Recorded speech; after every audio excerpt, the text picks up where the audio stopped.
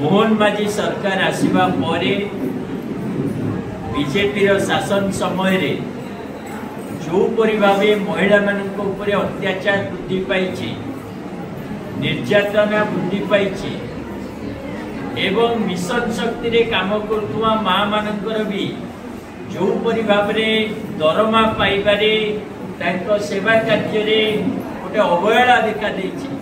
सबु क्षेत्र रे आज नारी माने निजको अवहेलित मने करुछथि।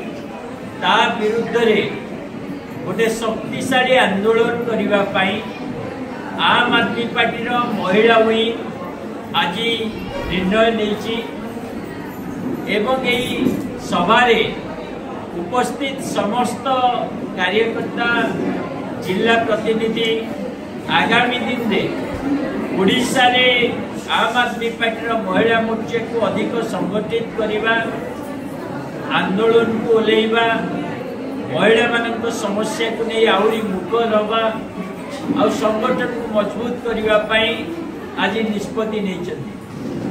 राज्यर महिला प्रतिनिधि माने जो माने विभिन्न जिला को आसी निज जिले रे निज ब्लॉक रे निज पंचायत रे माँ मान को एकाठी करने आम आदमी पार्टी जो व्यवस्था परिवर्तन आंदोलन और राजनीति ताकू सफल करने आज एकाठी निष्पत्ति नहीं।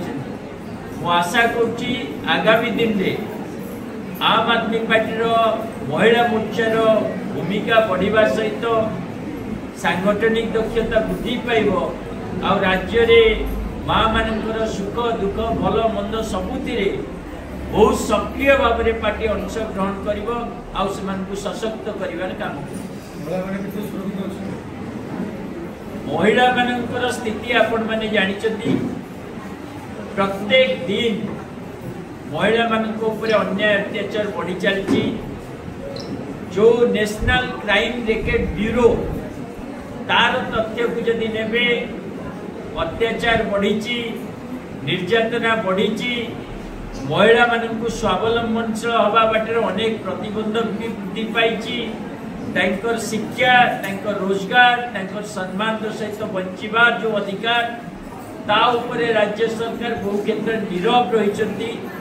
तेणु आगामी दिन में एक शक्तिशाली आंदोलन माध्यम माँ मान मुख्य स्रोत केवल सामिल करने नुह राजनैतिक नेतृत्व देवार जो प्रक्रिया ताको आम आदमी पार्टी आहरी अधिक शक्तिशाली।